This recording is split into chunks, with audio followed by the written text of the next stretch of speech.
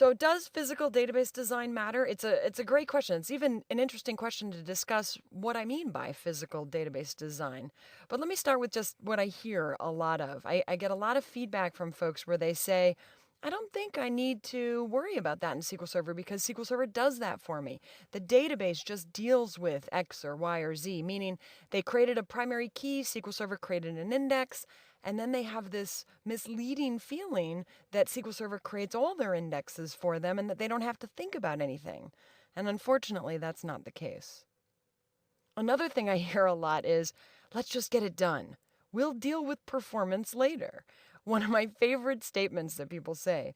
They want to get that application prototype. They want to get the feeling that the users are going to experience. They want to get that in front of the users. They want them to see it. And, to be honest, no matter what you're doing in your application, if you're only showing it to one user and they're only interacting with this one prototype, everything is going to appear efficient and effective. And it's really hard to have any design not succeed with just a simple prototype like that. But unfortunately, a lot of those applications just won't scale. Another one of my favorite statements, disk space is cheap. Come on, why do you care about 4 bytes, 8 bytes, 16 bytes, integer, big int? It's crazy. I don't want to have to think about any of that. In fact, anytime I have a numeric, I just want to make it a big int. I hear this all the time, and I'm going to prove to you that it is a sometimes huge difference to go from 4 to 8 or 16 bytes. So it is something that I want you to think about. And I know that you might be thinking that disk space has really dropped in price over time, and I agree.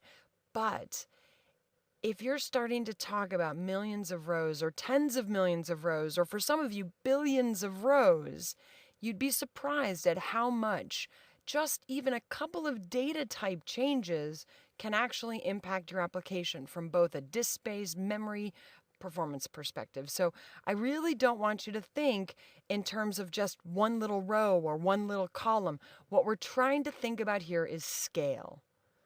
Another statement. The sooner you begin to code, the longer it's going to take.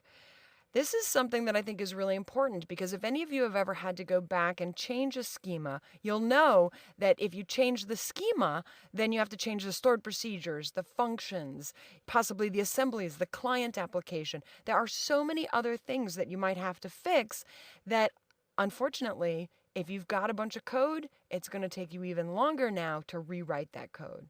So the point that I'm trying to make here is that a minimal amount of prototyping is really worth it.